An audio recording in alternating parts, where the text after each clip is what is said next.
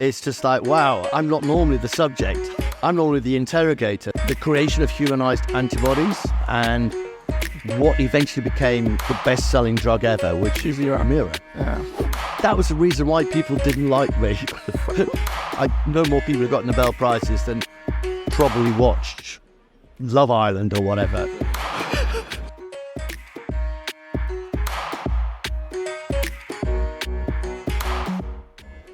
Hey, I'm your host Philip, and welcome to a new episode of the Flot.bio show, where I interview the best Europeans in biotech to help you grow. Today, I'm in Munich at BioEurope, so you can see a bit from behind, to chat with Mike Ward, who is one of the best commentators in the industry. Mike has been covering this space actually since really the beginnings in the late 80s. Has worked with BioCentury, with Scrip, Informa, and now is with Clarivate. I've known Mike for almost a decade, and I like how sharp and clearly he sees things without at the same time being no BS bullshit, and also being just a fun person. So I even called him the rockstar of biotech. We will talk about the European industry really from the birth to now, and from the best things to the worst stories. So let's head and meet with Mike.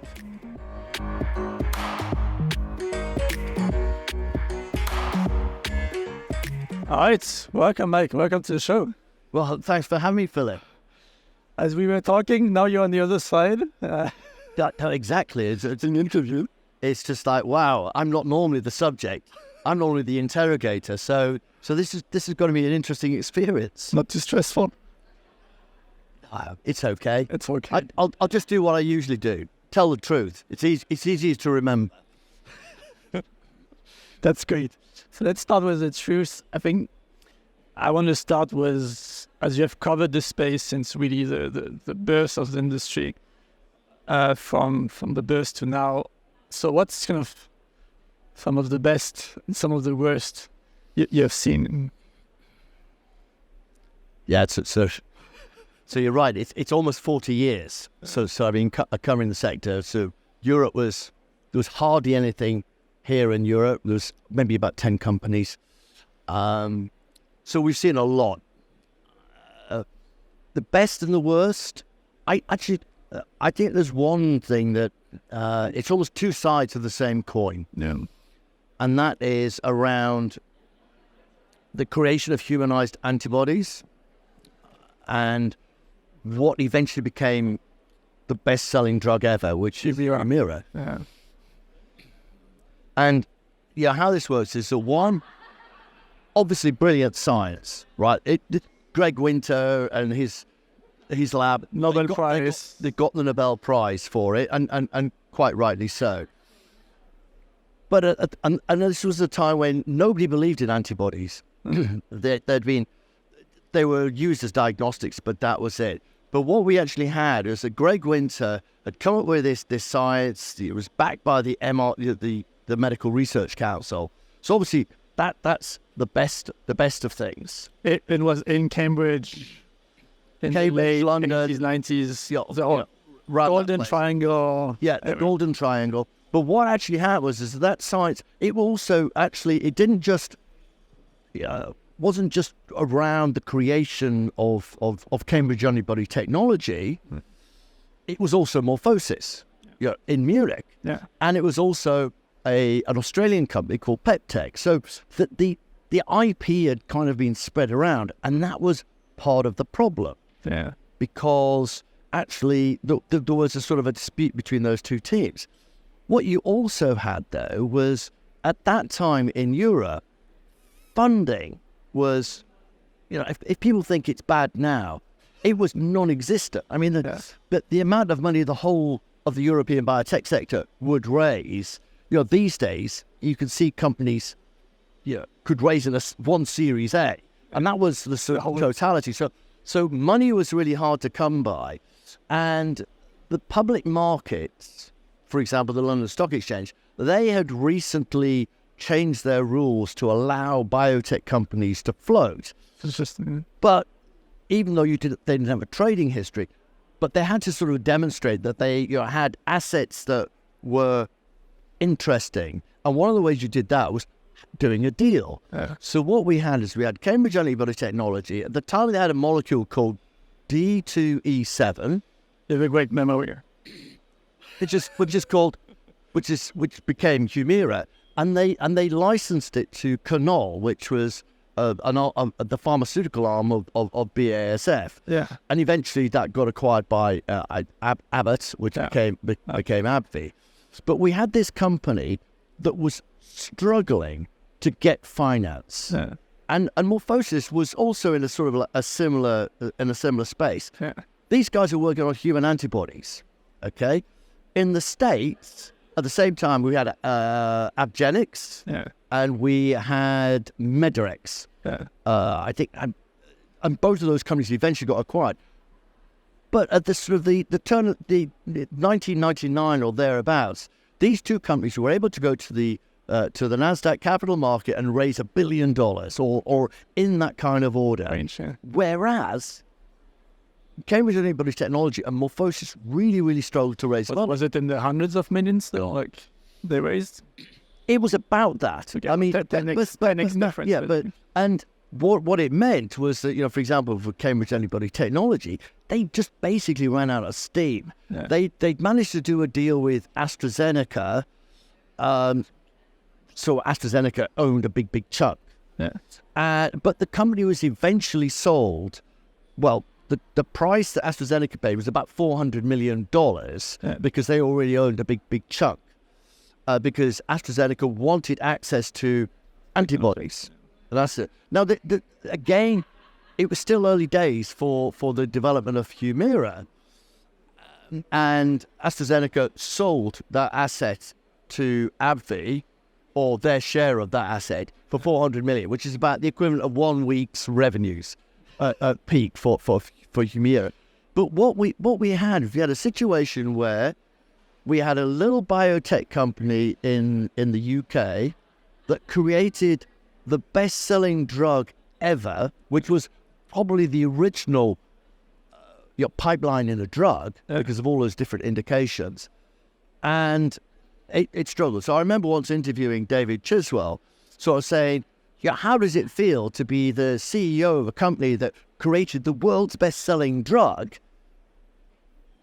but you didn't own it? Yeah, and that was the situation. So that's what where, did he say? So it was the best of times and the worst of times. What did he say? He said that was the reason why people didn't like me. That kind of question. I mean, he was only joshing. He was in front of an audience, but the audience did go, whatever. And then he realised that it was. I think I sort of made a comment like, "So I guess I'm off your Christmas card list." But it was all fine.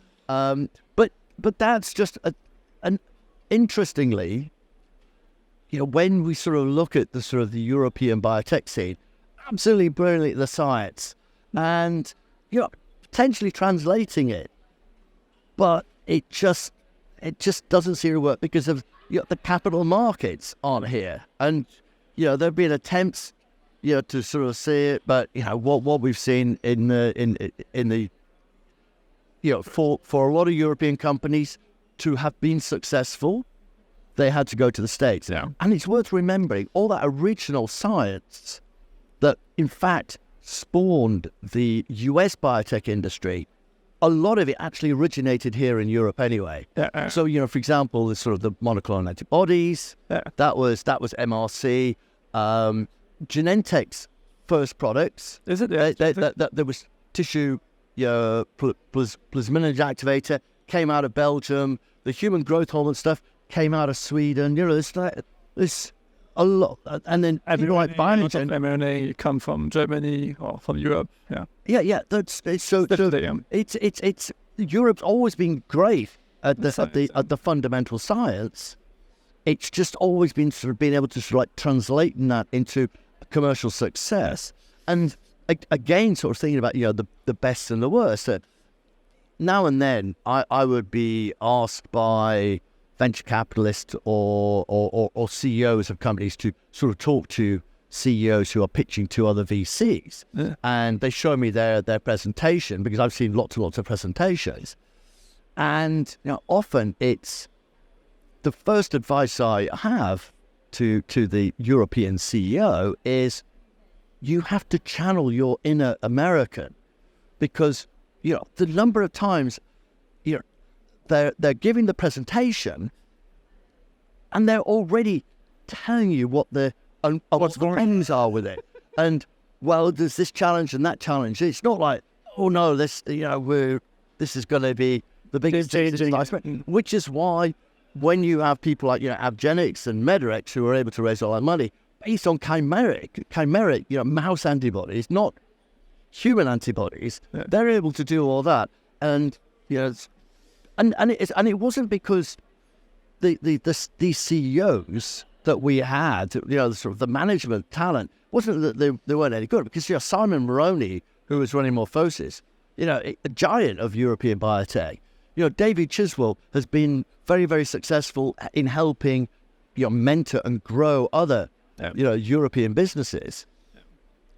It's it's a long answer to the what's great. The best It's great to start, actually. I mean, what strikes me is that some of the challenges that existed in the 80s, 90s are still here. Okay. No, absolutely. So sitting in panels, and especially now that everything's really, really hard, sort of financing is whatever. And there are some sort of like VCs who were around in the 90s sort of thinking, well, you guys haven't got a clue. What happened between 2019 and 2022 in terms of the amount of money that was going into the industry. That's the anomaly. All we've actually gone back to is the pre-pandemic norms, because in the 90s there was hardly any money whatsoever. I did a report for Arthur Andersen, right? When it was famous accounting firm, right? Yeah, before they went bust. But nothing to do with Enron. But we'd written. I'd helped them write a report on the state of the UK biotech industry, and this was about 1992. And we'd come up with a projection that for the for the UK biotech sector over the next 3 years, it needed to raise £1 billion. Okay, I remember a member of a CEO who was a member of the BIA, the Bioindustry Association board, came over to me and sort of said, well, you have single-handedly killed off any potential for the UK biotech industry, because that was kind of unheard of, right? The idea of to raise £1 billion. And it was only over 3 years. And that was everybody. And don't forget, at that time, we had people like Celtech, right? And other, companies that were, top of the class in European terms. And that was the sort of situation. Oh, by the way, in that 3 years, they actually raised 996 million. And so we're only 4 million. You rounded up. You had, but it was because there was already, we were beginning to sort of see the fruits. We saw the pharmaceutical industry at this stage around 92, and this was Jan Leslie at SmithKline, etc., who began to bet on things like human genome sciences, kind of recognized that the future for the pharmaceutical industry was biological. Before that, it'd been the synthetic chemists. And because most of those pharmaceutical companies were, in fact, the drug arms of big chemical oil companies. You just name any of them. They were the sort of release. I know at least from, Sanofi, all the history comes from the which is basically Total, and then BASF is still the chemical company they spun out, and Bayer as well, and Ron Pulak, and so Hertz went into. Sanofi was a whole bunch of people. Novartis, that was Sieber and Geigy and Sandoz. They all to create their life science. AstraZeneca was ICI Pharmaceuticals. And then they merged with Astra from Sweden. So you can sort of see all these pharmaceuticals. But at that time, it was all they had a chemical heritage. Yeah. And I remember sort of like in 1988, 87, 88, talking to pharmaceutical executives, and their view was that this biotechnology thing, well, it's okay for making, some proteins that either had originally been derived from dead bodies or they were chemically modified from pigs, i.e., so insulin and human growth hormone. But they're never going to make a business out of it. And the early shots at trying to make therapeutic antibodies actually really withered on the vine. Yeah. It wasn't until 97, 98 that you started to sort of see sort of change. But some of the early players, though, were the likes of Smith, Klein, Beecham, which eventually merged with Glaxo to create GSK. Well, you talk about, it's super interesting to see the parallel. Well, you talked about this biotechnology thing. And I think, in the late 70s, 80s, the term was not even really invented. Like, how was it like really described? Was it corn? I think Genentech was IPO what really kind of started that. Well, so Genentech's IPO must have been about 79. Yeah. There were I think that probably the first biotech company was a company called Cetus, which is became part of Chiron, which then eventually became part of Novartis. But at that time, so the phrase was being coined because I actually, my first job was, it had been advertised by a magazine called Chemistry and Industry, which is published by the Society of Chemical Industry. And the job advert said that they wanted a biochemist who could write about this new thing called biotechnology, because we believe it's going to be consequential for the chemical industry. So in 84, it was there. Yeah. But the whole point was that, for the pharmaceutical guys, it was an intellectual curiosity. For the agrochemical guys, they kind of realized that, the opportunity of modifying seeds, therefore, people like, Monsanto or in fact, quite a lot of again, this is a perfect example that plant biotech, agricultural biotech, it was Rome Poulenc, plant genetic systems in Belgium. Europe was way ahead of the game, but of course it was the antagonism towards this from the sort of the public, the regulations said, which just killed it off. I like that. If we, I have several things I want to jump into, or even go from the past to today. One thing is this biotech term, right? Yeah. Calling the technology and the company a biotech and how you define it. I found it always, it works, but it's really far from perfect. And now you get biotech means even a small molecule company, even something not really innovating. What do you think about this? Right. Okay. Term that became this. Yeah. So it is. So sometimes there is that sort of the enabling technology is biotechnology. Okay, which covers everything, right? A whole raft of things, and then of course, which might be one of the problems that it's had, and then of course, then you have, sort of the biotech company, and what is a biotech? And I used to define biotechs as basically R&D drug companies that weren't making any money and actually had no chance of making money in the foreseeable future. Not too bad. Huh? It's not too bad. I like it. Yeah, but it was they were emerging. Now, of course, biotech. It's kind of, let's say, in the startup world, where a startup is anything that doesn't have that is not profitable. At the end, in the pharma world, you take the same parallel. Giving you this definition, basically, a biotech is a pharma startup. Yeah. It's not profitable. Whereas now what you have is people that they are biopharma companies, Or we sort of see, now they'll call themselves a gene therapy company, but it's still kind of like descriptors. Yeah. And they could all still be lumped as biotech, and yet they're doing pretty different things. There could be a cell therapy company, or there could be, developing some sort of gene therapy for hearing. It's all over the shop. It's just a sort of generic term, and unfortunately, I think that again has been a problem, because often, and certainly in the early days, a lot of these companies only had one or two assets. Yeah. So it was a completely binary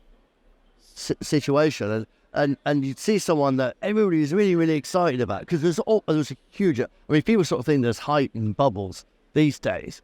In the past, it'd be people would get excited about hardly anything, Even more than and it's all sky high, and then they get the result, and the company goes bust, basically. Yeah. And of course, what's actually happened is by the time it's got all that hype and everybody's really, really excited by it, you've got all what they call the tourist investors, or the generalists, or even retail investors have come into the space, and then they lost their shirt. And they think, take a few years. I'm never going to do that again. So it's one of these things where until they come back again and they try. Because I think in the cycles you basically see. Well, it's So talking about cycles. So, crikey, what was his name? There was a famous Goldman Sachs banker who basically sort of described how it looked like the biotech sector was on a sort of, in terms of finance, it was on a sort of 7-year cycle from boom to bust or whatever. And he had this theory that actually it was not much to do with the sort of the science of the technology. It was more to do with the life cycle of analysts. So when the analysts come in, they're all really, really excited and sort of like you're breathless about the sort of the science, etc.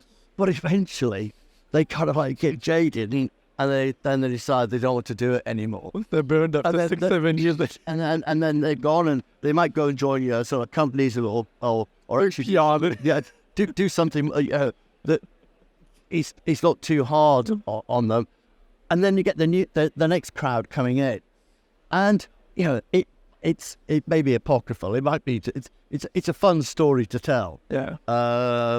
But there's probably one. I mean, there's probably one thing there as well of cycles, but not even just the analysts, even in VCs, even in the people. Some people, I mean, even go in 7 years. Usually, you have time to forget what happened or like.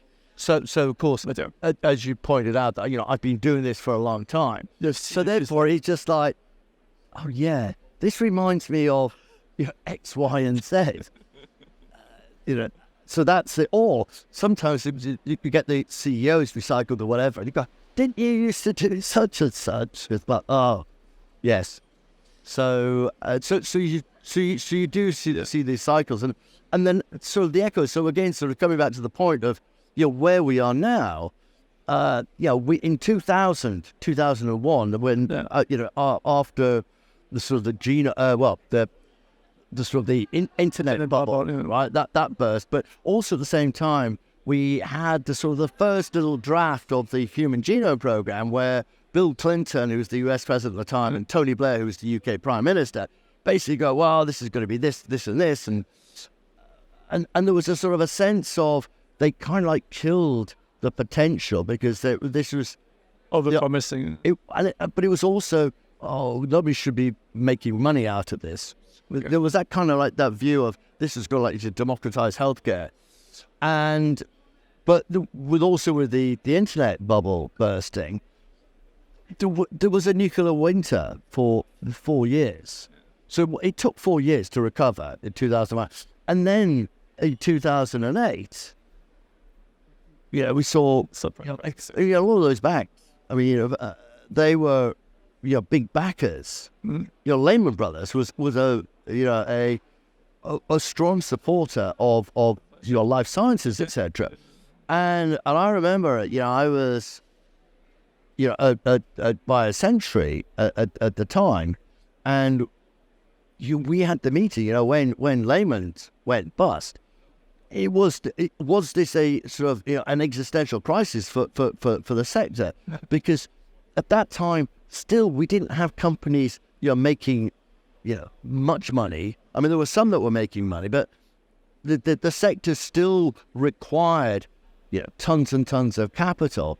And the idea is that if it wasn't there, there would be challenge. I mean, we did and particularly in Europe, it was even worse. I mean, that's why, the sort of when we talked about the sort of the tip of the iceberg, where we sort of did an analysis of the financial requirements. Because when you look at the clinical trials that they're doing, you can sort of say, well, okay, you might have raised this much money, but actually, you need to raise an awful lot more to be able to push all these things through the clinic. So, and again, if you look at the sort of financing, it took about 3 or 4 years for it to recover from the 2008 crisis. So now when we look at where we are now, and with all the sort of the macro, political externalities, sort of war in Ukraine, war in the Middle East, sort of disputes with mainland China and then other places. It's in general. It's you see people sort of like talking about, oh well, when the IPO market reopens, or it might be next year or whatever. I'm thinking, wow, it could be a bit longer, and that's the reason why you're seeing the VCs who have raised tons and tons of money. They'll raise crazy. They're able to raise the money. I've been worse raising a new fund. But what they're saying to their companies is, you have to have financial discipline. Yeah. So we're seeing them cutting back on their programs, etc., because they don't know when they're going to be able to start raising proper money again. So therefore, these VCs are having to deploy more or put more capital to back their existing portfolios, which means that we will see, no doubt, a drop-off in new company creation. And there are companies, we're in the Bio Europe meeting, where there are lots of companies running around, hoping to raise funds or at least increase their profile so that they can sort of raise funds. And it's tough. No. And of course they're being told, oh, there's plenty of money. Big pharma are sitting on hundreds of millions of dry powder, and the VCs, billions have been raised. But the problem is, it's dry powder. And you've got to do something with it. Yeah. That's good. A lot of things I want to jump on, but what do you think about the current, since 2020, it's been 3 years that it's been really slow and wintry, and to my feeling is also longer than the previous ones, than some of the previous cycles. I mean, you mentioned the 2001, that seems around 2, 3, 4 years, but let's say 2007 or even I think 2013, 14, it didn't last that long. And do you agree? Well, so I mean, the way I see it, it's again, it's one of these is your glass half full or half empty? Yeah. Because I think that what happened during the pandemic, where the life sciences sector basically saved the world, and therefore, and also it was one of the few places that people could actually, that was working, but actually people could put their money to work or whatever. I think that so everybody's really, really excited, and that kind of it did create a bubble, and now you have all these and some of them who were saying this were actually responsible for this happening. They sort of said, oh, companies went out, they were too early, they shouldn't have done IPOs, they raised at high levels, and now people are having to take haircuts, etc. And I'm sat there thinking, you were the guys who did that. So it's almost like, nothing to see here. It's not my fault. So I think that where we are, an example, yeah. I'm not gonna name names because I'm still where I am, but I actually, not upsetting scary people. So Can upset some nice people. yeah, well, that's okay. One can have fun, So watch it, Philip. So where we sort of Just basically, you're talking about some VCs. I guess some of the leading VCs were pushing companies to IPO to take the money when they was there, and at the same time and spend more, and at the same time, now they're the same people saying, okay, watch out, the market is cold, etc. I think if you just look at sort of the companies that have gone out and floated, it's something like 85% of them are underwater. Yeah, and they're not.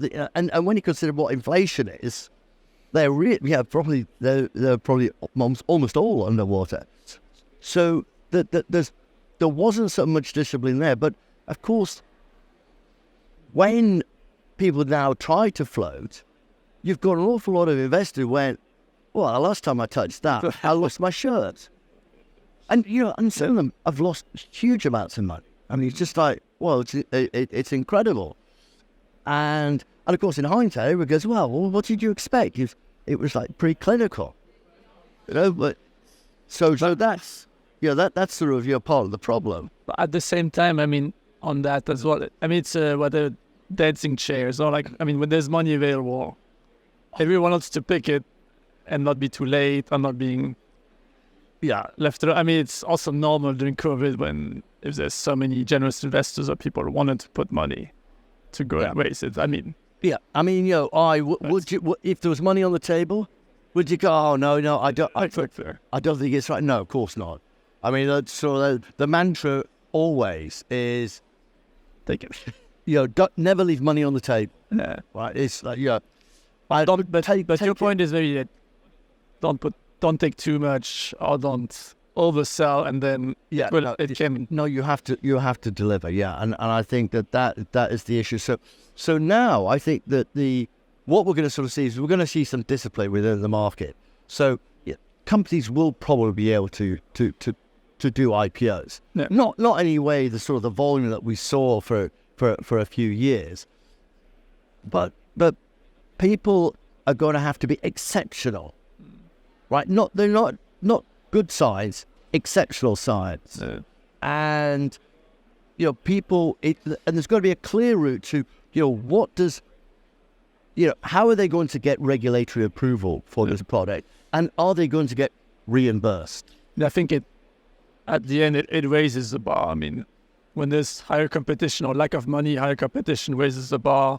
I remember from Holger from Fabian was saying basically the same thing, as in so many new VCs were created, and now there's still a lot of LPs putting money, but still you also see the competition, and at the end you see also the strongest surviving, and you'll probably see that with companies. I mean, today you said that companies being underwater, but it's crazy. I mean, when I look at some stock markets, most of the European companies are trading at cash or even below cash. No. What was it? Something like 40% of companies, public biotechs, are trading below cash. So what they've got in the bank. That's great. Yeah, I mean, have you seen that? Yeah. Well, no, I mean, now and then. I mean, but not in the same volume. I mean, I in the past you would sort of see it where you would look at companies just sort of say, oh, they're trading, they've got more cash in the bank than their market cap. Or I've actually seen sort of companies that had spun out a business where they still owned 20% of the stock, and in fact the subsidiary they spun out was actually worth more than the parent company in the first place. I seem to recall Oxford Molecular spun out a company called, I think, Cambridge Combinatorial, which was eventually bought by Millennium. And when it first started, the CEO of Oxford Molecular was a guy called Tony Marchington. Brilliant. I mean, as a journalist, he was the best. He sang like a canary. Okay, I would then sometimes he told me things even I realised I don't think I'm meant to write about this. Yeah. And I would actually phone up, right, the CFO of the company, going, okay, he's told me he's going to do this, and this. Sure. And this is a public company. I said, yeah, this is not in the. I just checked it. This is not in the public domain, is it? I mean, it was like insider information, or whatever. He said, oh no. So I had to have like discipline in terms of, which is why again sort of the longevity. I never ever basically screwed anyone over. Sometimes, but sort of Tony was one of these guys, and Cambridge Combinatorial was in fact a business. I think it was called Cambridge Combinatorial, set up by his brother, Alan Marchington, who is now a VC, etc. And that company actually grew, and then was bought out by Millennium. Because I remember the launch of Millennium, Takeda, which became was now owned by Takeda. But I remember the launch of Cambridge Combinatorial. I was asked by the PR, "Oh, are you going to write about it?" And I says, "What do you mean?" So what? It's a combinatorial chemistry company. It's like it's okay. I mean the guys I think were all to be an ex-fighter, etc. But it was interesting. But and also Oxford Molecular's put a load of money into it. And Tony Marchington was the guy who's the CEO of Oxford Molecular was a big fan of steam engines. And he bought the Flying Scotsman, which is one of these iconic British steam engines. And I remember saying to the PR person, "What are you talking about? Tony spent more on his train set than on his brother's company." Now, that was obviously one where I actually got it wrong, because Cambridge Combinatorial actually went on to do well. But, initially, it's one of these things where, and you've been there, where you have the PR. And they're trying to sell you something, and you're not like, "Oh, come on," I think we will talk about journalism we can get there later. There's a lot of things we can cover there. If we go back to the cycle, I think if I summarize what you're saying as well, at the current cycle, you have this like high from COVID, a lot of money coming in, and at the same time, kind of the 7-year cycle and market instability, and these two combining together makes it probably harsher / lasting longer. Yeah, if I summarize, that's yes, and part of the sort of the driver for that is those those externalities that are nothing to do with the brilliance of the science or the technical achievement. That's for the market. And that's the issue that are we going to see resolution? Who knows? What nobody knows, and that's the reason why there's this. It's completely out of control. Flight from risk. I mean, nobody wants to do anything, and even when you sort of see, some chinks of light, somebody then manages to slam that window shut. It's so At this conference, there are a whole bunch of panels, and it's interesting that there's this kind of underlying optimism. It's like, hey, everything's going to be all right because there is an ecosystem. We've got VCs who've got lots of money. We've got pharmaceutical companies who've got lots of money, and we've got all this brilliant science. But when you actually talk to these execs on a one-to-one basis, it's like, I've never known it so bad. It's actually how, and it's only because they've forgotten that it has been worse. It's been, I mean, I've never seen something as bad, literally, and like it.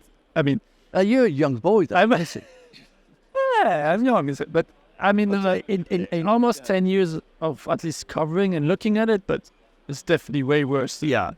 In the last decade, you're absolutely right. And like by far, like it's crazy. And talking about Europe, it's funny. Like I remember last year in Leipzig, it was one of the big topics, and people were like, okay, it's winter, how long will it last? And some were like, okay, it's coming out soon, like 6 months. But most, especially in the pharma, were like, don't expect anything by, 2024, end of 2024, mid 2025. And now 1 year later, it's basically the same words. And people are still like, it will take some time. It's curious to me to see that even over 12 months, the situation is basically pretty much the same. Yeah. And the uncertainty is pretty much the same as well, the outlook. Yeah.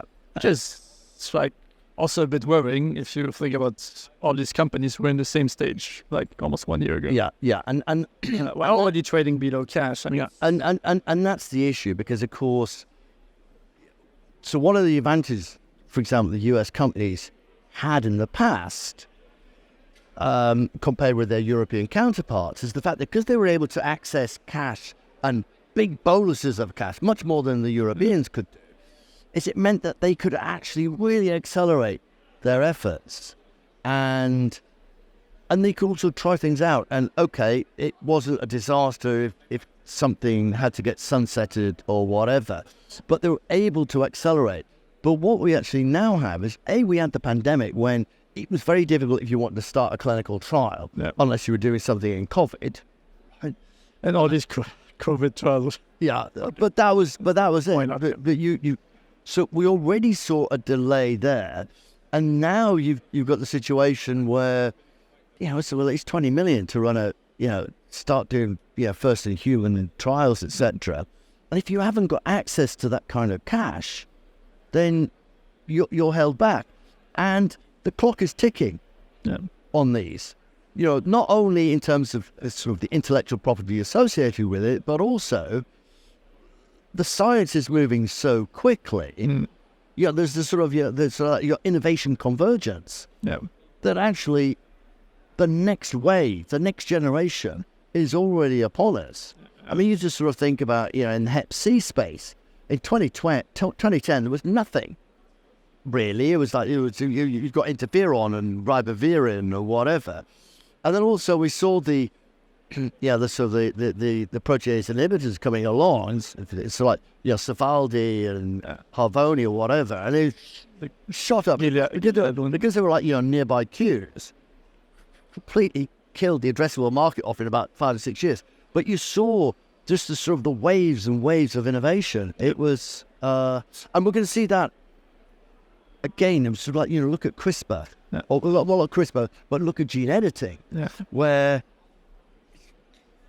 it's 2012 that Doudna and Charpentier, published their paper, and then Zhang, a little bit later, from the Broad Institute. That's 10 years, right? So they're almost on the market now. And December the 8th.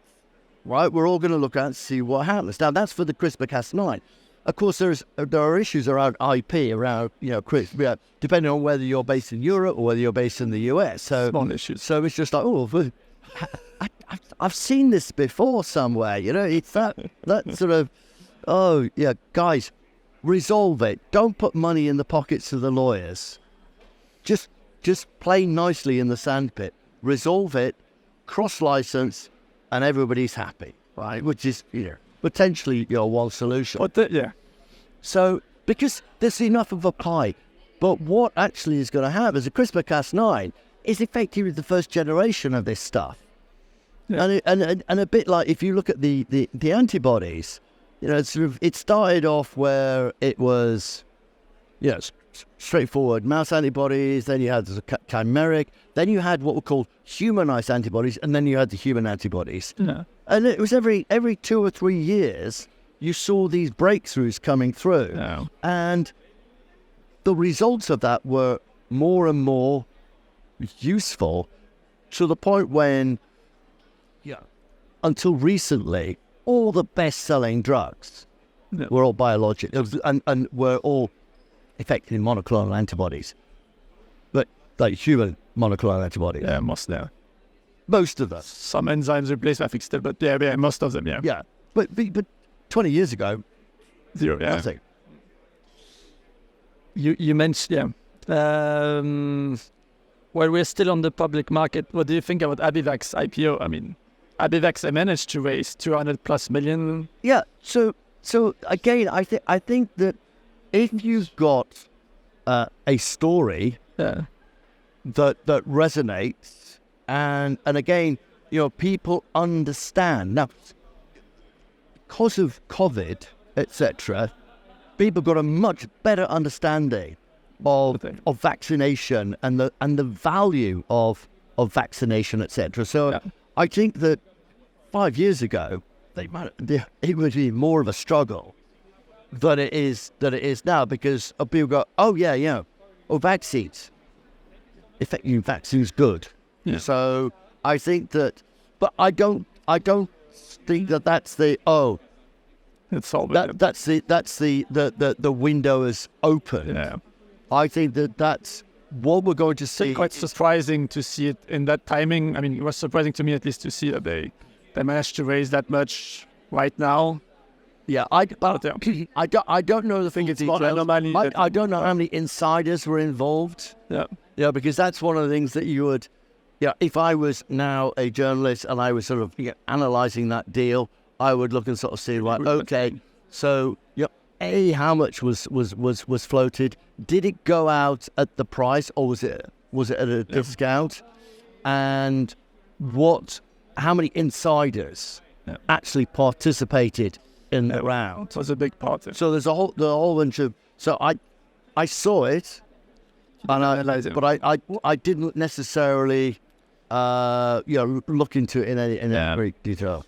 I mean, Sophie Nova is behind and put quite some money in, but there's some US crossover fund who also put, but also the market.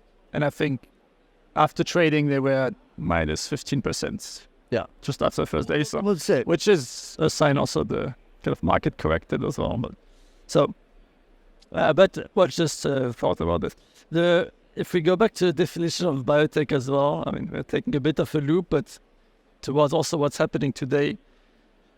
Now you have biotechs who make money.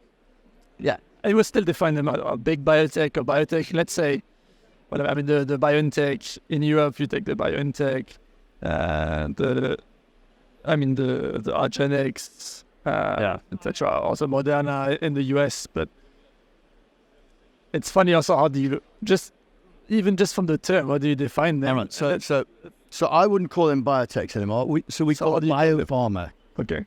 Right, which also, some of the pharmaceutical, in fact, now most of the pharmaceutical companies have a huge molecular biology. Most of their pipeline is also 80+% is that biotech. But even 15 years ago, there were I mentioned people like SmithKline were clearly on that route, where others were still very much firmly wedded to the small molecule and weren't necessarily involved in the sort of the molecular biology and the biology, whereas now they all have to be. But you get to the biopharma word, then you have to then it's basically conflicting with the mid-cap pharma who all call themselves biopharma.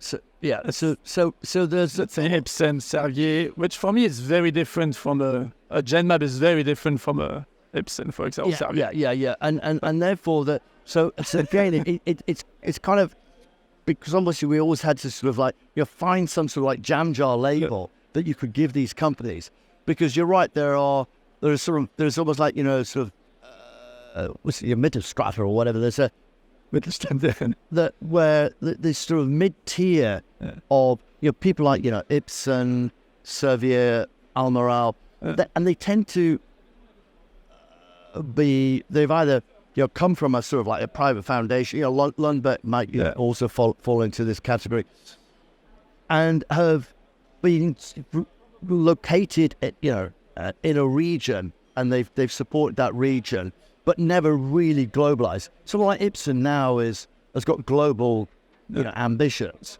A lot of the Japanese companies were Japanese, and now you've got people like Takeda, Estella. Daiichi, These guys have now sort of taken a much more sort of global view. So those, again, it's one of these sort of their, sort of mid-sized pharma is how we would necessarily describe them, or sort of a regional player, right? So like Spanish pharma or Italian pharmaceutical company or whatever.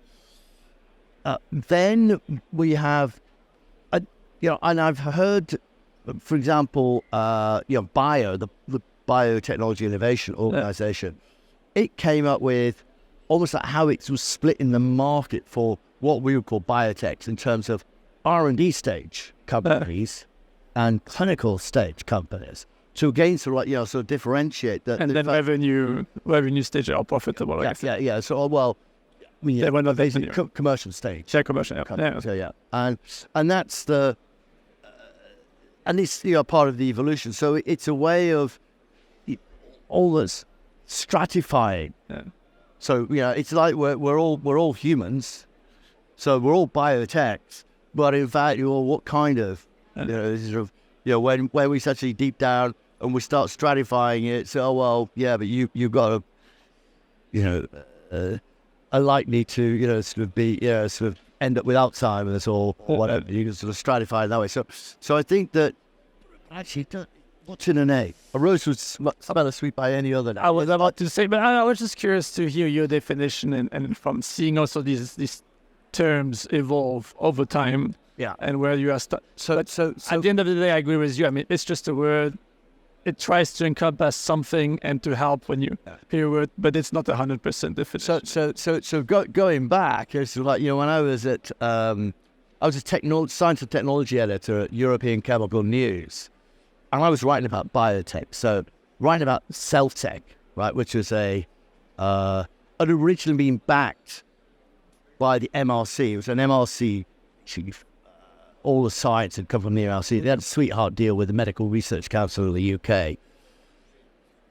And I was working on European Chemical News, which was basically focused on petrochemicals. And ICI was the bellwether of the UK economy. It was the biggest company on the FTSE 100, etc. I remember one of my colleagues sort of said, "Why do you write about this thing called cell tech? Like, who cares?" And I sort of then said to them, one day cell tech will be bigger than ICI. Now, what happened is in 92, ICI then sort of split into its like chemicals business, and then it split off its life sciences into what was Zeneca, which then became AstraZeneca. And over time, I think it was the next 5-6 years, chemicals became less and less important. So because ICI actually became smaller. And then one day, the cell tech actually got into the FTSE 100. This was before it was acquired by UCB.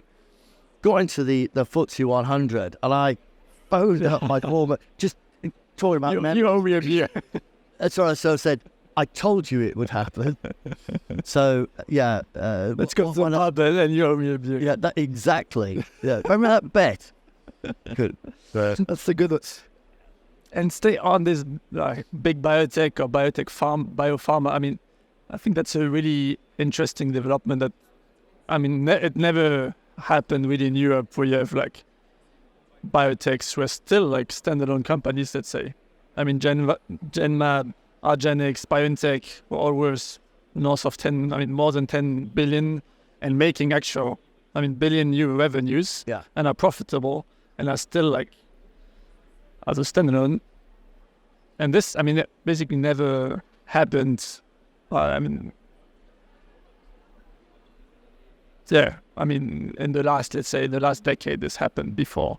Never really happened. No. And so let's put Actelion as well in there, which was already profitable before being acquired by J&J. But basically, it's like a handful of companies who made it commercial at a billion level, in dollar, euro level, and being profitable. Also, what do they all have in common? explain. Biologicals, most of them, but they're also European. Yeah. I mean, I'm focusing on the Europeans, but so the UK. That's UK. No. So I know because we're not going to go down there. But anyway, that route. But so the UK actually has always struggled to create businesses of critical mass because they get to a certain level and then also they just then get acquired. Yeah. And and that's a shame. And I think that you look at and you mentioned Sofinova. Sofinova were a big backer of Clausel and Actelia when it was first created. And I think Antoine was probably on the board. Yeah, he was. Yeah, and you look at some of those other Argenix and Ablinks. Yeah, but they got that right. Genmab. These companies, they were backed by what you call clever money. Yeah. And actually by VCs who actually are patient. I think Argenix Fabian was big back. Yeah. And you can sort of see, and who are the guys who are now able to raise significant amount of money? It's the same guys. Yeah. It's sort of the guys at Forbian, the guys, and it's so when we always look at sort of like Europe, so the UK biotech sector, and I'm now going to get just a lot of people.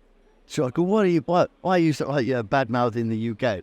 But if you just look at the facts, but if you look, so okay, while the UK takes a disproportionate share of the funding, right? So it's somewhere around maybe 33%. Yeah, could be up to 40%. And it always tends to be either number one or number two in the sort of the totality of the money raised. What you see elsewhere in Europe is that the investors actually they put big bets on potential winners. So, you might sort of see, Switzerland in this past quarter raised $250 million dollars, right, in sort of VC financing. And then you look at it, and actually 240 went into one company. and that's so interestingly, these European VCs are actually operating the way that American VCs in the past operated. And I don't sort of see the same big boluses of cash. Now it might be because actually a lot of the interesting UK companies have already up sticks and gone to the US. So they may still be headquartered in the UK, but actually, where does the CEO, the CFO hang out? Yeah, right? Where is it? Yeah. But still, I didn't meant to really compare, and I mean, it's an interesting point you make between the UK and the rest of Europe.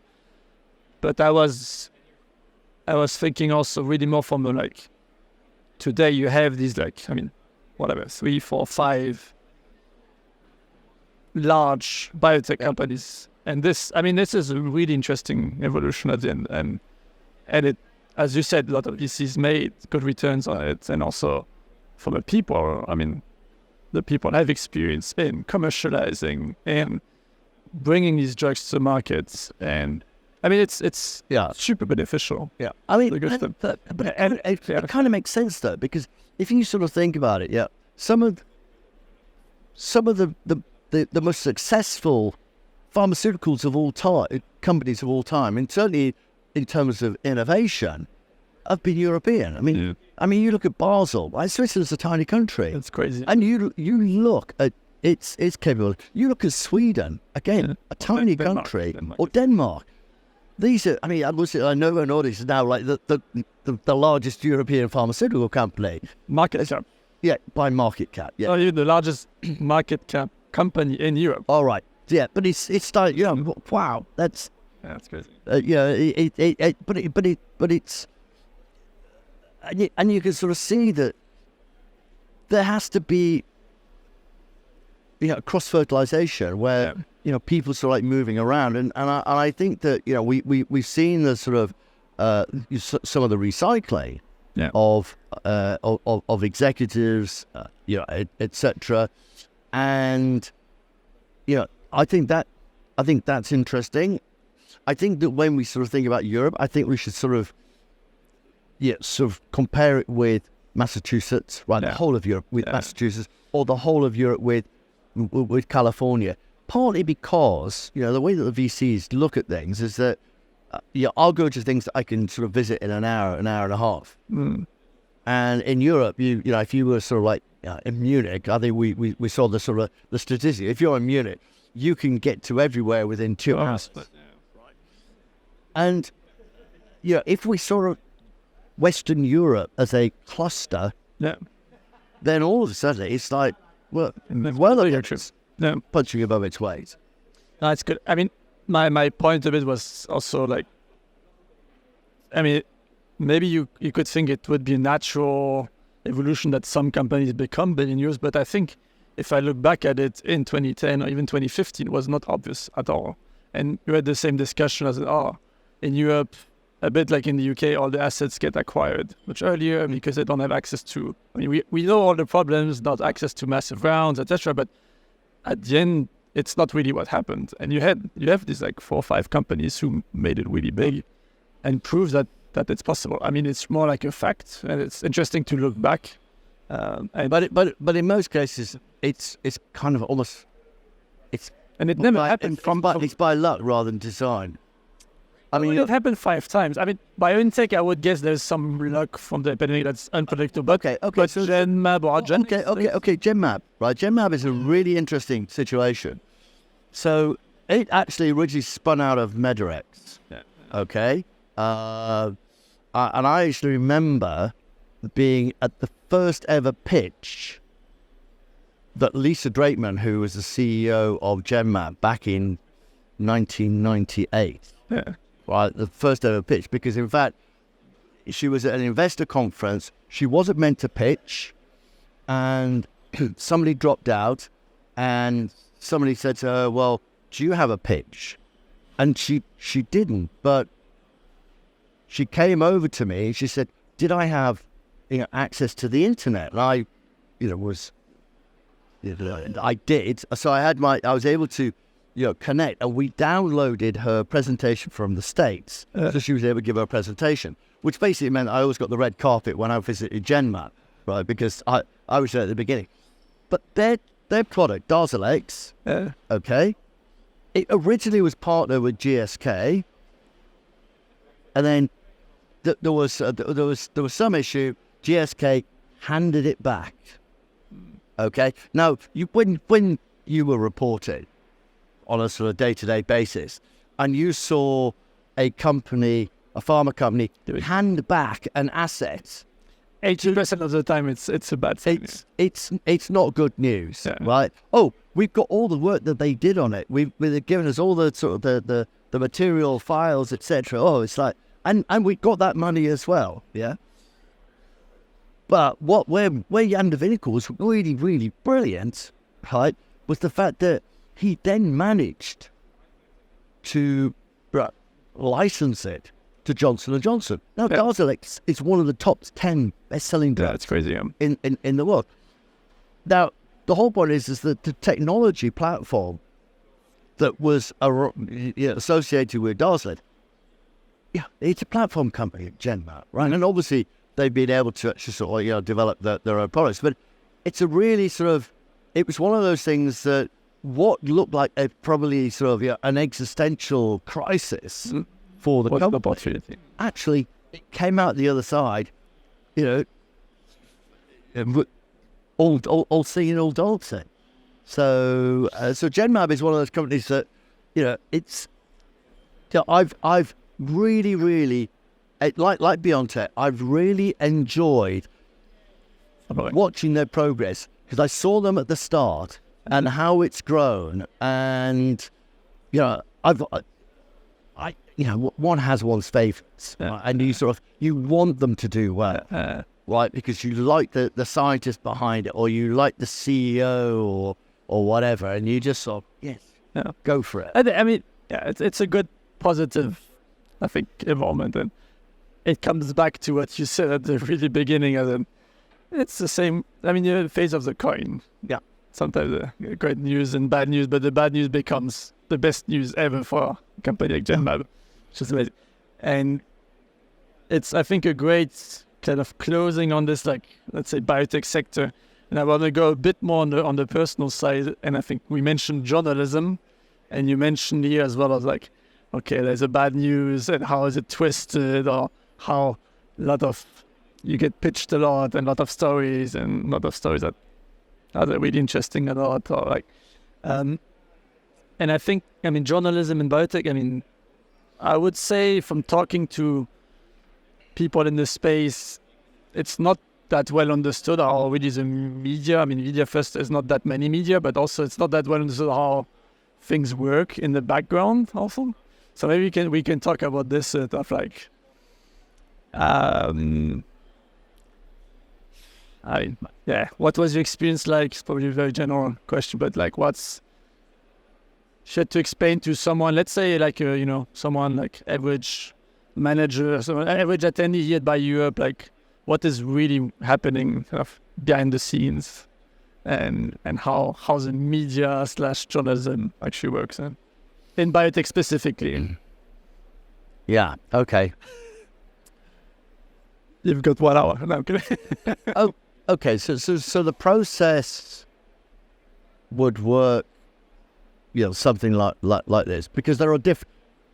Again, there are different, like almost like tiers of public. So there are those who are effectively just telling you what happened, and that's it. So you get the press release, and this is what happened, and don't actually challenge anything. Okay, and you see them, and in fact, sometimes they even still keep the signature around the sort of the press release and contact blah blah blah at the end. And I've seen that, and I'm thinking, oh come on, you could have at least edited that off. But so you have that, but those there's no value in this. 20 years ago, so again, what's actually happened in this sort of the time I've been doing it. When I first started, a fax machine was wow. This was like Houston landing people on the moon. I mean, having a fax machine. The closest we had to sort of fancy technology before that was the telex machine. Okay, but most of the you're getting out of my memory. Well, no, that's the point. So, but what would happen is that most of the stuff that would come in would be via mail, like snail mail. Not even fax. No, most of it was snail mail, and it would be, and you get a press release. But of course, nobody had that. Yeah, the only way that people would ever actually know what was happening is what they read in the newspaper or what they read in the trade press. Yeah. That was how they and so that was the first thing. And of course, how people differentiated themselves was getting on the phone and talking to people, and asking the right question. Okay, so that's and of course it kind of got a bit quicker and a bit quicker. But even in the late 90s, it was the press releases would come out on fax machine. Very very few people were using the internet as a resource, and there wasn't much there on the internet anyway. And if you did actually have access to the internet, it's pages would come down the screen. It was like, it was agonizing. And of course, most people didn't actually have sort of web pages. What we've seen since the sort of, in the last 2 decades, or certainly in the last decade, is all of a sudden everybody's now got access to all this information. And therefore, information has become commodified. And therefore, what has actually been required is for people to add intelligence in some way or another. And you can do that either by actually looking at sort of the fundamental data that you've collected, etc., and therefore putting something into context, or actually getting out there and actually talking to people. So if somebody was to sort of say to me, well, so, how did you do what you did? I said, I spent a lot of time talking to people, but I spent more time listening to people. So, I would say to my journalists, you got one mouth and two ears. Use them proportionately. Yeah, I like that. And the other sort of key was make sure that you understand what has been said to you. Okay, and don't be frightened. I mean, this is like the guidance I give to the journalists. Do not be frightened to sort of say, look, I don't get that. I don't understand. Or you repeat back what you think you've heard, and they'll correct you. Yeah. Now, I said, okay, the person that you're interviewing might think, so this person's clueless, right? They don't know what they're doing. I said, but at least, right, if they've then explained in words of one syllable what they're trying to say, when you write it up, everybody else is not going to realize that you were clueless. Everybody's going to say, oh, you seem to know what you're doing. I've been getting away with it for decades, like in that. That's a sick.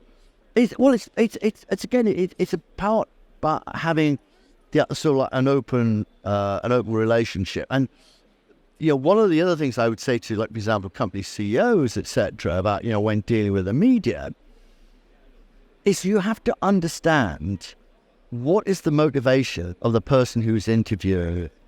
Okay, what are they, for example, on their own career path? Are they looking for the shock horror probe that then gets them, a position on a much more high-ranking sort of like daily newspaper where they can now write about, Kanye West or, and that kind of stuff? Or are they actually sort of serious? Because, one of the sort of the important things, sort of the relationship that I had with the industry, is partly because I kind of grew up with them. I mean, a lot of the people who are CEOs and VCs or whatever, I met them when they were brightly minted PhD students or brightly minted postdocs. Right? So and now they're, and people sort of say, "Oh, you must be so smart." Otherwise, if I was that smart, I'd now be living on an island in the Mediterranean. So, all I've done is I've just been there. So I'm going, "Oh, that's interesting. Oh, that's interesting." So, but also you've been there for such a long time as well that you have a compounded value of, like, every year you stay analyzing, you add contacts, and you see the same people again and again. And even us, I don't know how many times we've met, but 10 plus time. And okay, you get a feeling for the person and you know what has worked or not. Same for the CEOs when you already know them. You said GenMap, but some CEOs or some VCs, you know them from other deals, from running other companies, and you see it. There is definitely something there as well. But no, it helps. But there are two things that are important, because it's about us having that relationship. So somebody once sort of said to me about sort of doing the writing, and I said, sometimes it's what I haven't written is more important than what I have written. Yeah. And they go, "What do you mean?" I said, well, sometimes, again, when the PR have been PR companies have been very, very successful in pushing a story, and I haven't believed in it. And, I just thought, wow, they've all been drinking the Kool-Aid, right? They've all taken this on board. And, what actually happens in that situation is that, if I haven't written about it, it's because I have made a conscious decision not to write about it. Yeah. And when I had the team, right, when I was running teams of journalists, there had to be, when we were looking at sort of the information that was coming through the door or through the window or through the internet, when we had that information, they couldn't just sort of say, "Oh, not interested." They had to have a reason why I'm not going to spill any ink on their story. Yeah. So there had to be a sort of conscious decision what we were going to write about and what we're not going to write about.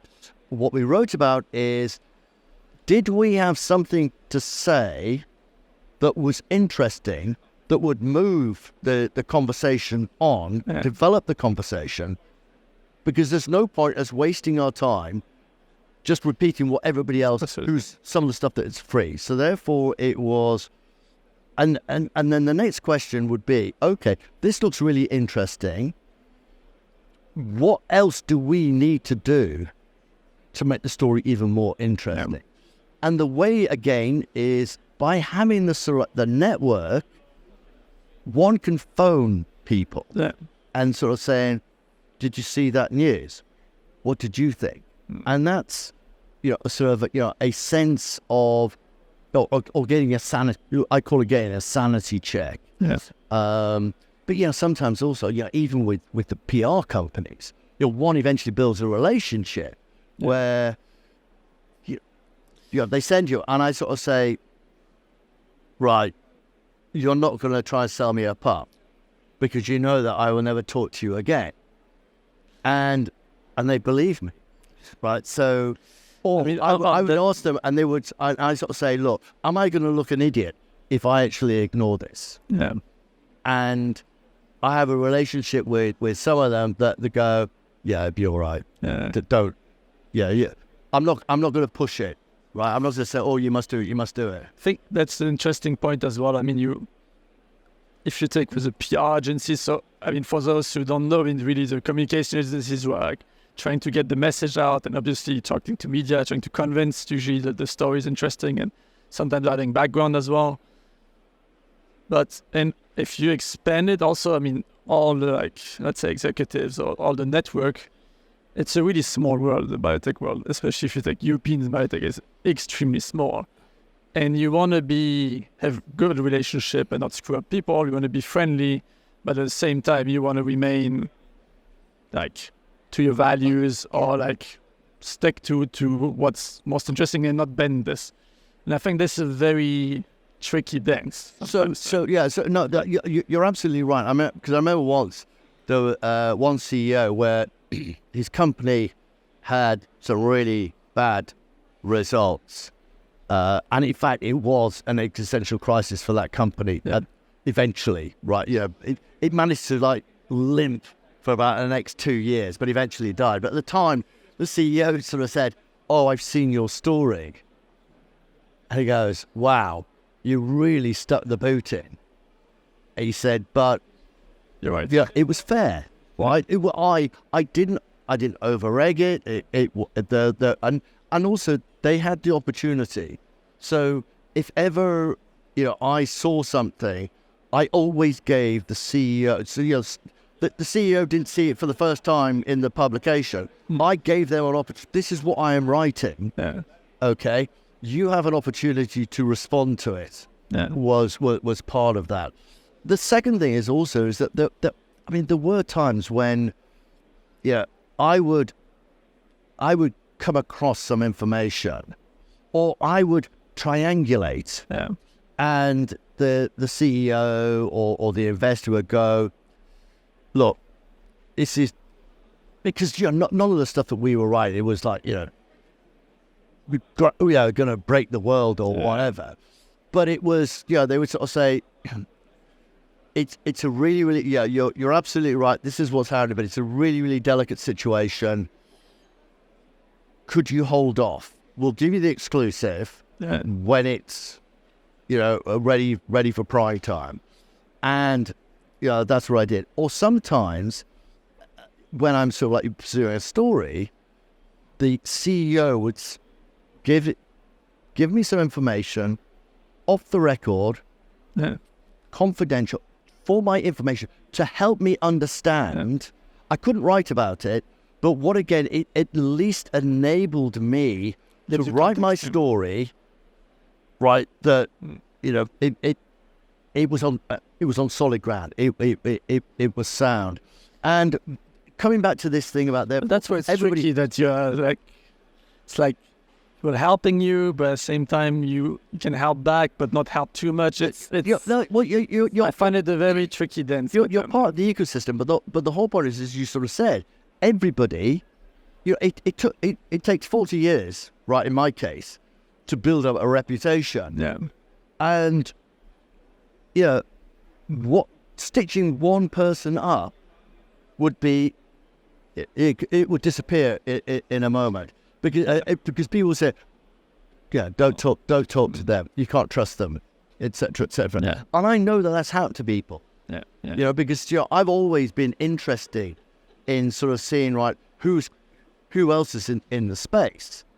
I like that a lot. Like you're really.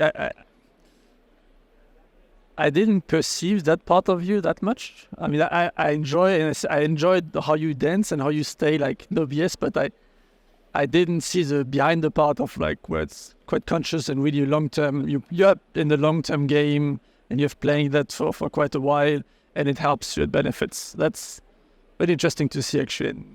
Look, I mean, that was, and now it seems very clear in hindsight, but it's. But that was my my view that I am always going to I always sort of saw myself in this space. I like this part also. That's between someone who's serious, someone who like will jump to something else, and same for me. I mean, I can see myself in the biotech space for a very long term, and then you make your decision differently, and definitely also it's also a good filter for you want to work with a person or not, or like what's happening.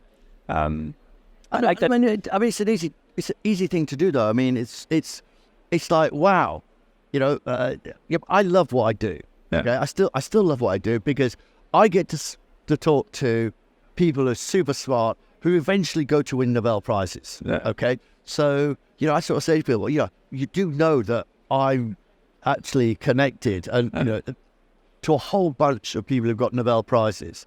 In fact, I know more people who've got Nobel Prizes than probably watched Love Island or whatever, right? In my friendship group, it's that stimulating. No. So therefore, and the great thing is that it's evolving, and you've got new people coming through all the time, and it's fun. Yeah.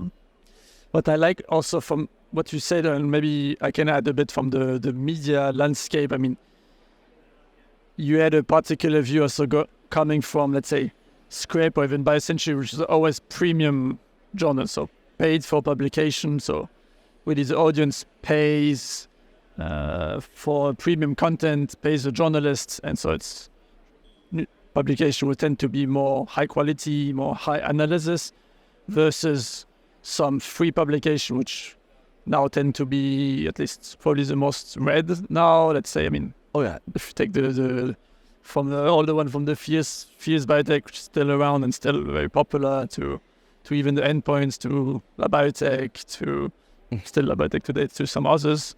It's more the free, where, I mean, there's still some analysis done, but typically it will be a bit, let's say, lower analysis, or more like the journalist had spent a bit less time on the story to really get all of it, more or less. Yeah. And sometimes the model would be, it's more to give context to the audience. So I mean, it would be free, or there's a freemium model, let's say, for endpoints. Yeah. And then you have really the free of more like press release directories. Let's say Biospace in the US, they still mostly do that. Some others, I think, those ones today are like more like less and less relevant. You can have a Google alert and get as much context. And you have everything, yeah. And at the same time, you have, I think, one interesting trend as well in the last several years, but really social media, let's say LinkedIn especially, Twitter, X also, but mostly LinkedIn, where you can get access to some stories. Which is interesting is that you can get access sometimes to the personal backstory from, let's say, the CEO sharing and like where they were, and sometimes it has some angle to it, which is not obviously not journalistic, but has some context, interesting context. But it's more like to give the whole like landscape. But interesting. So for example, a young journalist starting out today, that's what they should be tracking, right? I mean, I would look at obviously where people are moving to, etc. In the old days, I mean, one of the things that how I started trying to work out what companies were up to is that they would advertise in the back of Nature, the back of New Scientist, PhD studentships that they had, and it would be in areas, and then I'd look and go, okay, is that an area that they're already in, or is this a new area they're exploring? And of course, these companies, then when I would go and interview them, and I go, so well, what are you thinking about this space, whatever, and all of a sudden you can see them going, how do you know that? And it's because there's a lot in the hiring. You advertised it. So I think that's there. But coming back to the sort of the various tiers, what was interesting is, with BioCentury and also with Scrip and on all those publications, even though there was all this free content that was actually potentially competing, all it actually did was destroy the potential for display ads. Right. So Scrip, when it was, and it just forced us to go digital only and not even produce a hard copy, because in the past the hard copy would be there and you'd have display ads and classified ads in the back, etc. Yeah. People were still, and they are still willing to pay for highly curated quality content. The Economist, for example, its revenues have gone up. It's got more subscribers than it used to have. Okay, now it's available, on your iPad and whatever. So they kind of like digitized it as well. But it's not cheap. But people are willing to pay for your quality analysis, and I think that is so. Therefore, there is still a space for that. But to come back to it, sort of, again, sort of how people deal with the media. I think one of the things, and I think one of the hardest. So a lot of journalists, they kind of I call it, they retire and they go into PR, and it's because they sort of say, "Oh, that looks a lot easier than what I do," because they all seem to just be hanging around, having parties, etc. And they all sort of think, "Oh," and also they tend to get paid probably a bit better than most journalists. I sort of said, "Well, no, hold on. You don't realise that you've got to get up probably at 6 o'clock in the morning to make sure that the press release." That's a lot of work as well. You've got to chase around. You've got to deal with journalists and analysts. Are they going to write the story, etc., etc.? You've got to deal with the flack if they've actually misinterpreted what was in the press release. Because if everything goes well, it's because the CEO and the company are brilliant anyway. So that would happen. If it goes wrong, it's your fault. I said, and also, if you go, as a journalist, if you come to a sort of, people want to talk to you, right? Yeah, everybody says, I'll talk to you, because they want like coverage, etc. I said, but if you're a PR guy and they see you, they say, well, I'm not your client, so therefore you're probably going to pitch to me, and therefore they'll walk in the other direction. Yeah. I said, so it's a sort of a tough job. So again, it's one of these things where, I respect for the PR guys, but I did also sort of say, never ever. You never did it. Sell me a pup, right? Because you never stick. Yeah, I mean it's. I mean, I think deep down also two things we haven't talked about in media is the value it provides to readers, and I tend to think that it's very high, whether it's a premium publication or not. I mean, there's a lot of value in like people knowing what's happening. Even for us at Biotech, I mean, we had 150,000 readers a month, and we had so many like deals and financing rounds and whatever that happened because they read and they know, they discovered the company, or discovered the fund, or the startup got discovered, or the people kind of connected. And I think from an ecosystem point of view, this has a crazy amount of value. Yeah. I remember Jörn Aldag telling me from now he's at Hookkeeper, was telling me, I think the European ecosystem would have grown much faster with a European BioCentury. And as in like in the US, BioCentury had a huge role, and they were like super early and huge role in build and like connecting the ecosystem. He was saying, okay, Biotech, you had a bit this role, but like, I mean, we haven't done it that much and etc. But he was basically, his one was like, okay, media even that has an impact on the ecosystem. So but it's very hard to quantify. Yeah. So with the European BioCentury, well, I was Yeah. Right. So what happened with BioCentury was that around about 96, where we saw sort of like the creation of the Neue Markt, etc. Dave Flores and Karen Bernstein, they kind of recognized that something was going on in Europe that was going to be potentially consequential. And so therefore they had on their board, they had a number of Europeans, either from pharmaceutical company or from VCs, like, David Leathers from Abbey or whatever. And what they said was, we need a journalist, right? We need somebody in Europe to cover biotech for us. So what they did was, and everybody said, well, you need to talk to Mike. But the problem is that Mike has got his own newsletter. So I had my own newsletter, which was called Bio Business, which was, because I'd seen BioCentury, and I thought, well, I'm not going to bother competing with it. But what I would do is I would just focus on European biotech. So I had conversations with Dave and then Karen, and they sort of said, tell you what, why don't we acquire your newsletter? You work for us. We'll pay you a salary. You just keep doing what you do. Everybody who was a subscriber to your newsletter will switch over immediately to BioCentury. And also, I had a kind of like a earn-out deal in terms of not only the the renewals, but also any new subscriptions. Okay. Now the whole point is that my newsletter cost £200, and theirs was like 2,000. Right. So there was a huge difference. So getting a 10% royalty was just the same anyway. It paid a bit of set of the island, but so I had a superb incentive to get in as many readers, and also batting like hell for European biotech. I didn't know this story. So what happened? What happened is somebody once sort of said to me, "Oh, do you it's sort of so you're the European correspondent?" I said, "No, I'm the rest of the world correspondent for BioCentury," and they go, "Oh, well, what's that mean?" I said, anything outside the Bay Area."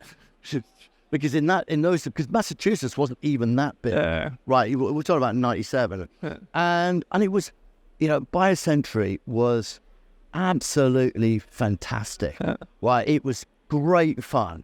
Every day we would have a meeting at 4:30 European time, 8:30 in the morning, where we would talk about what had happened that day, what we thought was important.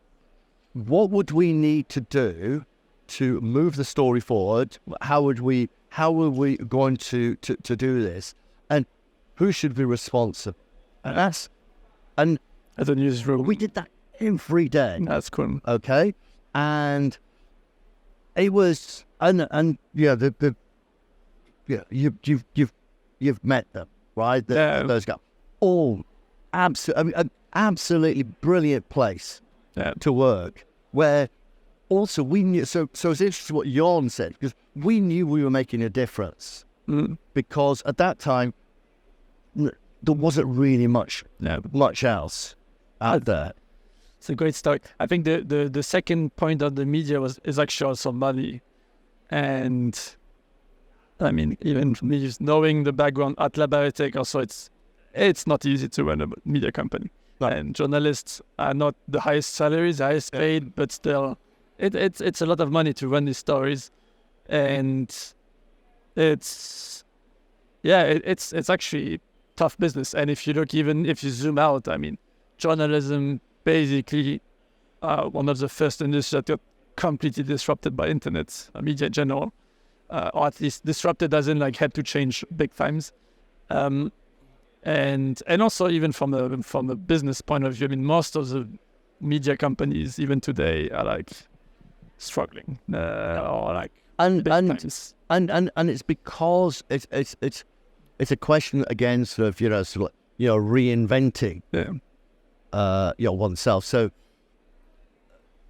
BioCentury realized it always had to add value. That was done, and when I joined Informa and sort of running a sort of script set, that was exactly, we instead of writing every story, right, printing all the news that was fit to print, we actually focused on the most and it was one of these things where, and because we had access to lots of other data sets, then that obviously could inform what we were doing. We had opportunities to talk to the analysts, so that's what in the Informa group what we were doing. And now at Clarivate, so coming back, the great thing about Clarivate is what I'm doing is that I'm now able to write what I like, and so write thought leadership pieces, talking about sort of trends, etc. And I'm able to dip into all the data sets that we've got at Clarivate, and it covers the whole waterfront. Right? It's huge. It's absolutely huge, and it's free. That's the point. It's actually free for people to download. Right, the sort of the content that we produce, and it's because what we're doing. So it's almost sort of like the reverse model of the sort of the Fierce or whatever, where what they actually really do, they were harvesting email addresses, which then could then be used for marketing purposes, etc., and sold on for those purposes. Whereas for us, it's a way of actually getting people thinking about, what does this company do? Because most people actually don't necessarily know what the name is, but actually then go, they're part of you. Because it's a sort of this archipelago of different sort of data sets, whether it's web science or decision resources. It's high quality content. It's a form of content marketing in a way. As in, you raise awareness, you raise people to come to you. But it's interesting because you're doing... It's content to serve a goal, as in sell intelligence products, versus, let's say, BioCentury, which is selling content directly. Yeah. So which is interesting. So what it is, it's a soft sell. Yeah. So the idea is, frankly, is that, if they're giving this stuff away for free, how good is the stuff that we have to pay for? That's part of it. But it's also just so that actually Clarivate is invited to be part of the conversation. So my view in what I'm trying to do is I'm looking to bring together other thought leaders around topics that are keeping the executives awake at night. And the idea is that we don't have all the answers, but at least we open up a conversation. And it also then brings other people in, sort of say, we saw this. And again, it's like, sort of like you're moderating panels at these conferences, etc. It's part of the same process. I'm not there to just show these, give these guys an opportunity to sort of say, my company's doing this, my company's doing that. That's about right. We want to move the conversation on. We want to trigger, thinking elsewhere. We want to create debate because even if people sort of says, I think you've got it completely wrong, I'm not offended by that. I sort of say, okay, why? Explain why. It's great. I think we're coming out of time, but maybe the last question to wrap up is, I mentioned in the intro, and I was stopped with it, but someone called you, you're a rock star of biotech. But as in, it's one thing that I like a lot with you. Actually, you're very sharp, and you see things very clearly, but at the same time, relaxed, no BS, fun. I mean, I don't know if people can see your shirt. I mean, you always have something there. What do you think about it? What's like? So again, it's one of these things where actually, like, just be honest. It's just be yourself. Okay. Some people, might. It's easier to be yourself than to try to be someone else. Well, that's it. And I think that it's.